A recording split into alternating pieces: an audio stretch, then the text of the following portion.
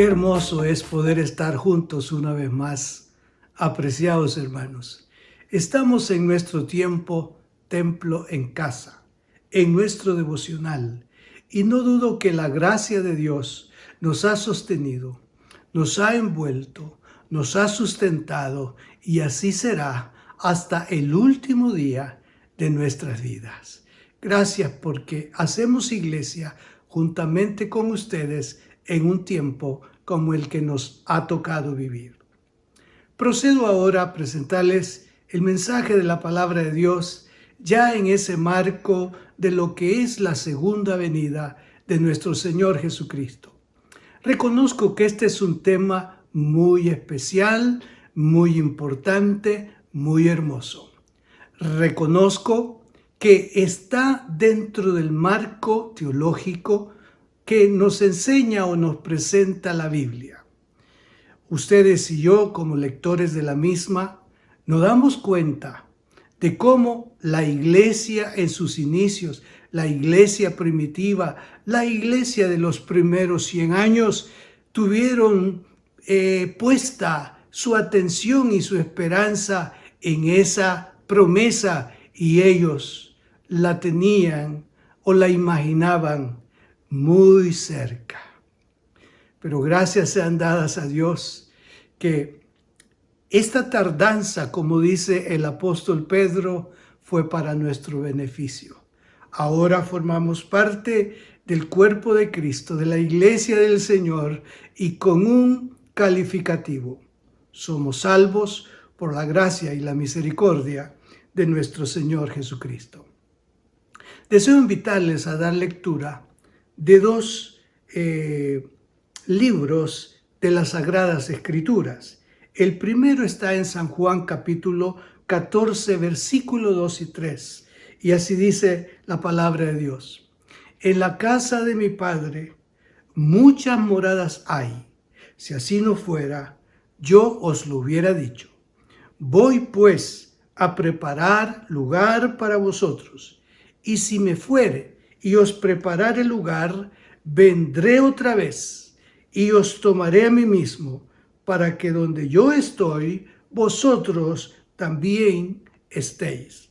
Hago el énfasis en las palabras siguientes: vendré otra vez. Y en el Evangelio de San Mateo, que es el que hemos considerado en las últimas 2 semanas, en el capítulo 24, versículo 3 dice: y estando él sentado en el monte de los olivos, los discípulos se le acercaron aparte, diciendo: dinos, ¿cuándo serán estas cosas? ¿Y qué señal habrá de tu venida y del fin del siglo? Ustedes pueden asociar, relacionar esto último de San Mateo con la promesa que han recibido de parte del Señor. Podemos entonces pensar de que esa promesa se arraigó tanto en ellos. Y dije ya en un momento que con el correr de los días ellos estaban viendo tan próximo esto. Pero vale la pena también que hagamos esta reflexión. Él todavía está con ellos y ya le están preguntando que cuándo va a venir. Ustedes saben lo que tenía que pasar o por lo que tenía que pasar.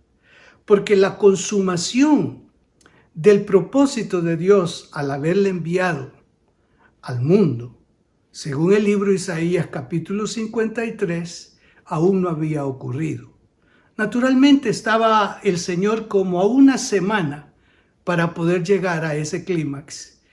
Y gracias damos una vez más al Señor por su buena voluntad de llegar a la cruz y ahí cargar con nuestros pecados, y que ahora nosotros podamos disfrutar del gozo del perdón, del gozo de la salvación y la esperanza bendita de su venida, tiempo cuando Él nos alzará y nos llevará para tenernos por los siglos de los siglos a su lado. Ahora bien, el Señor, cuando contestó a esas preguntas que le hicieran sus discípulos, les dijo algo que para nosotros es muy importante en el presente. Él les dijo: Cuando estas cosas comiencen a suceder, erguíos y levantad vuestra cabeza, porque vuestra redención está cerca. Creo que una de las cosas peligrosas, si cabe, es desanimarnos por las circunstancias adversas, medir a Dios por las circunstancias adversas, dejar de abrazar las promesas de la Biblia por las circunstancias adversas. Este tiempo de prueba, de aflicción y no sé qué más decir, debe de llevarnos a tomar esa reflexión o ese llamado que Jesús hace: erguíos, levantad vuestras cabezas. Y la palabra erguid es levantar y poner derecha una cosa. Y a esto hay que agregarle lo que digo a continuación. Ahora que se sufre de esta pandemia, aceptemos el llamado de San Pablo. ¿Cuál es? El siguiente: aguardando. Aguardar aquí quiere decir guardemos, retengamos, preservemos, cuidemos, vigilemos. ¿Qué? La esperanza bienaventurada y la manifestación gloriosa de nuestro gran Dios y Salvador Jesucristo. Por lo tanto, que el presente, y si tenemos la dicha de parte de Dios de añadir otros días a nuestra vida, que en ningún momento las dificultades hagan que nuestra fe mengüe, sino que nuestra fe se fortalezca en la esperanza que reside ya por la voluntad de Dios en nuestros corazones. Que podamos con firmeza permanecer delante del Señor. Y ustedes recuerdan la escritura que dice que el que persevere hasta el fin, éste será salvo. Por lo tanto, perseverar debe ser nuestro cometido. Ahora, después de haberles mencionado lo anterior, les señalo que la segunda venida de Cristo es una promesa. Y partamos de lo siguiente: mantengamos firme, sin fluctuar, la profesión de nuestra esperanza, porque fiel es el que prometió. Usted y yo hemos llegado a desarrollar una seguridad y una confianza en la fidelidad de Dios. Lo hemos experimentado. Desde luego, cuando vamos a la Escritura y vemos el Antiguo Testamento y la vida de los primeros cristianos, nos damos cuenta de que ahí estuvo la fidelidad de Dios. Y hoy nosotros podemos afirmar que también su fidelidad está con nosotros. El apóstol Pablo dijo: porque todas las promesas de Dios son en Él sí y en Él amén, por medio de nosotros, para gloria de Dios. Entonces, esta es una promesa que las circunstancias del tiempo o que las circunstancias aflictivas no vengan a opacar, porque hay una promesa. Recuerde, los discípulos la recibieron. Ahora ellos están intrigados sobre cuándo sucederá, y eso ha pasado a través del tiempo. Y no voy a negar que algunos llegaron a apostatar, que algunos por anticiparse pusieron fechas y terminaron frustrados, decepcionados, como también afectando a tantos otros, con eso que llegó a ser como un descuido o una actitud arrogante. Cuando le dijeron: ¿y cuándo va a ser? El Señor dijo: esto solo mi Padre lo sabe. Por lo tanto, uno de los cuidados que debemos de tener es que no venga ninguno diciéndonos que en tal día, en tal momento, eso va a suceder. Esto está en la sola potestad de Dios, pero es una promesa. Y esa promesa, por ser de Dios, usted y yo debemos de abrazarla. Además, sería bueno considerar que si parte de nuestra fe parte de nuestra responsabilidad cristiana es saber de que mientras nosotros estemos en la tierra, tenemos que reflejar esa fe, esa confianza y esperanza en Dios a fin de ayudar a otros. Y que nosotros no estemos dudando de que vamos a pasar a mejor estado y a mejor condición, quizá en el mundo, pero lo máximo está por venir. Es cuando Él nos tenga a su lado de una vez y para siempre. Y eso es parte del anhelo de Jesús. Pero la disposición del tiempo y de la hora reside absolutamente en el Padre. Si el Padre nos preguntara, ¿queréis acaso que mi Hijo vuelva ya a vosotros? Sin duda alguna todos le diríamos, ya Señor, no te tardes más, te necesitamos ya. Y podríamos pensar, ¿por qué queremos que Él ya venga? Pastor, se van a terminar todos los conflictos, los problemas y todo aquello que nos aflige. Estoy de acuerdo. Pero sería mejor que reflexionáramos que es para estar con Él, para poder conocerlo y verlo cara a cara, y que suceda el milagro que la Biblia dice, que le vamos a ver y seremos semejantes a Él. Que el nombre del Señor sea glorificado, que el nombre del Señor sea exaltado. Ahora bien, las profecías pronunciadas por el Señor en esta ocasión, es decir, cuando dio respuesta a los discípulos, son llamadas por algunos comentaristas, escúchenlo, profecías compuestas, en el sentido de que no se cumplen a cabalidad de una vez, sino solo en parte, y el resto en una oportunidad futura. Y eso es lo que ha venido pasando. No hay una situación totalizada, sino que hemos venido viendo el cumplimiento profético en parte, en parte, en parte. Y todo aquello que apuntó a Jesús ha ocurrido así. Nació, pero no vino a coronarse rey. Eso está en el futuro, pero viéndolo como un todo, forma parte precisamente y valga de un todo, pero esto está dentro de lo que conocemos como el futuro. Ahora, ver el capítulo 24 del Evangelio de Mateo desde esa perspectiva nos ayudará a comprender correctamente su contenido. Note que el sitio y destrucción del templo, eso ya pasó.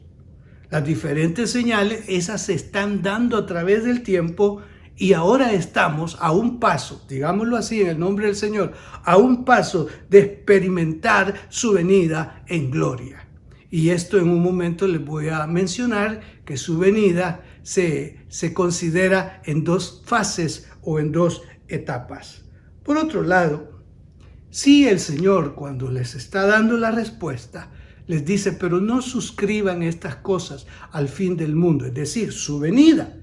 ¿Por qué? Porque después de que Él venga y establezca su reino, hay otras cosas que van a estremecer en ese tiempo a la raza humana. Satanás estará atado antes de que el Señor reine, pero llegará el momento cuando se concluya el reinado de Jesús, que es suelto de donde está aprisionado o apresado, y Él dará, como dicen, sus últimos pasitos. Y entramos a una eternidad absoluta que no estoy acá para dar descripciones, sino para decirles de que vamos a estar eternamente y para siempre con el Señor. Y una de las cosas que podrían ayudar al hombre a ser reflexivo y a buscar a Dios es si supiera que hoy es el fin. Pero esto se comenta o se piensa, pero el hombre no hace un alto. El hombre ha seguido desarrollándose en un mundo de paganismo, en un mundo de inmoralidad, en un mundo de soberbia, en un mundo donde no se toma en cuenta a Dios. Y parece ser que no ser cristiano es como algo que los hace felices. ¿Por qué? Porque no tienen a quien darle razón ni cuenta. Nosotros sabemos lo valioso que es la fe cristiana y estamos contentos con ser cristianos y saber que rendimos al Señor honor, gloria y alabanza. Los términos del Nuevo Testamento relacionados con la segunda venida de Cristo, hay 3 palabritas. Hoy solamente voy a referir un poquito a una de ellas. Una de ellas es parusía, epifanía y apostasía. En la primera palabra, el término parusía literalmente significa presencia o venida. Entonces, cuando se ha hablado de eventos futuros de la segunda venida de Jesús, estamos hablando precisamente de parusía. Y esta palabra, desde luego, nos está apuntando exactamente a la presencia o a la venida de nuestro Señor Jesucristo. Por otro lado, la misma palabra literalmente significa revelación o significa apocalipsis. Sugiere que la segunda venida hará visible aquello que ya es realidad en Jesucristo. Es decir, no se está trabajando para llegar a realizar esta situación. Eso ya es una realidad. Solamente es cuestión de tiempo. Él está listo. Él está preparado. Ya todo está calculado, como se dice. Y solamente está esperando que el Señor Padre o Dios Padre le diga: hijo, este es el día. No es que va a hacer arreglos cuando el Padre le dé el banderillazo de salida. Yo creo que eso puede también ser una lección para nosotros.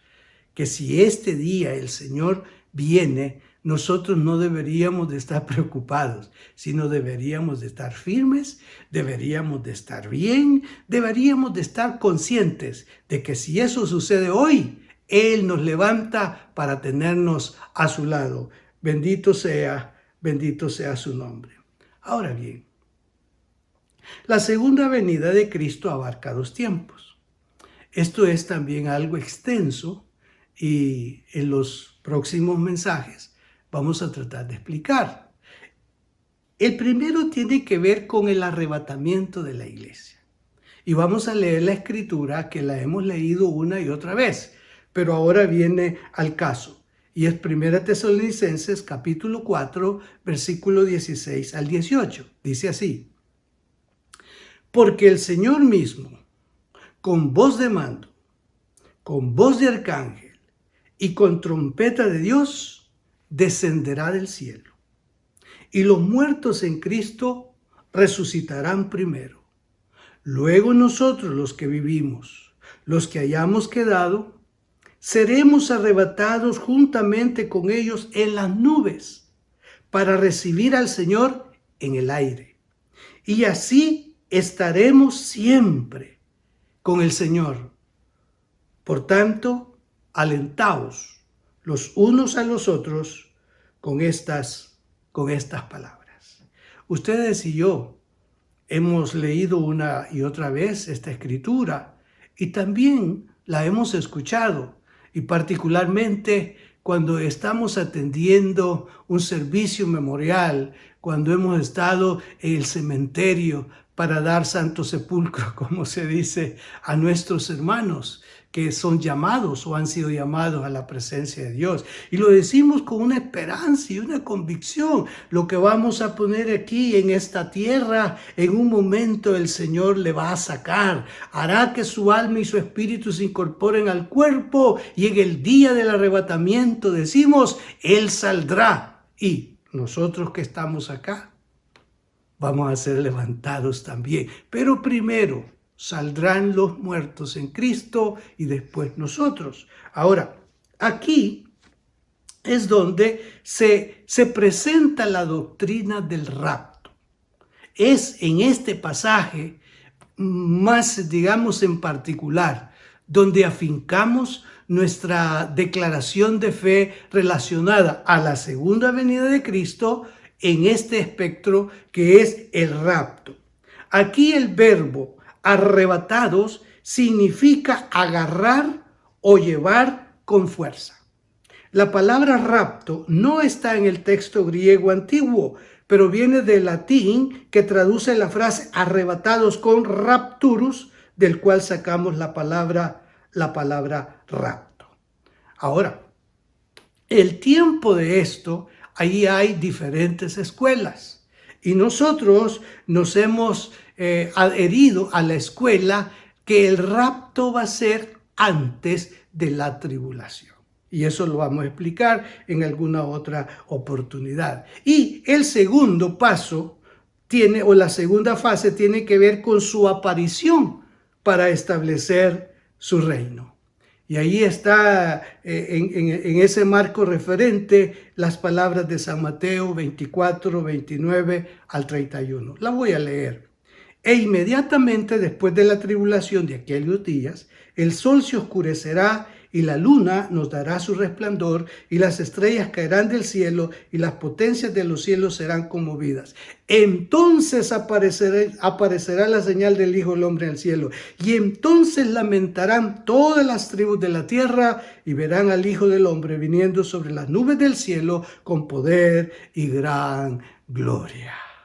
Aquí estamos en la segunda etapa de la segunda venida. Entonces, dos fases. La primera, el rapto. La segunda es cuando Él viene con sus santos para establecer su reino. Para finalizar entonces, deseo invitarles a distanciarnos con lo que tenga que ver con las preocupaciones, basado en las palabras del Señor que dijo: por tanto os digo, no os afanéis por vuestra vida, que habéis de comer o que habéis de beber, ni por vuestro cuerpo, que habéis de vestir. ¿No es la vida más que el alimento y el cuerpo más que el vestido? Significa esto, hermanos, que mientras el Señor no aparezca, que no nos anticipemos a cosas, que no nos preocupemos demasiado por el día de mañana. Tratemos la manera de decirle a Dios desde lo más profundo de nuestra alma: Señor, este es el día que me ha dado. Voy a descansar en ti. Y si viene otro día, yo sé que tú traes con el día lo que yo necesito para ese momento. Necesitamos tener calma, tranquilidad en cualquier instante o tiempo. Y por lo que les he mencionado, es creer que nuestro Dios es un Dios confiable.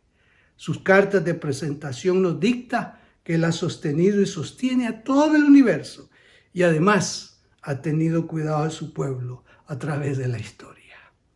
Entonces la promesa de la venida, abracémosla. Preparémonos para el momento en que Él va a venir, inicialmente por usted y por mí, como iglesia.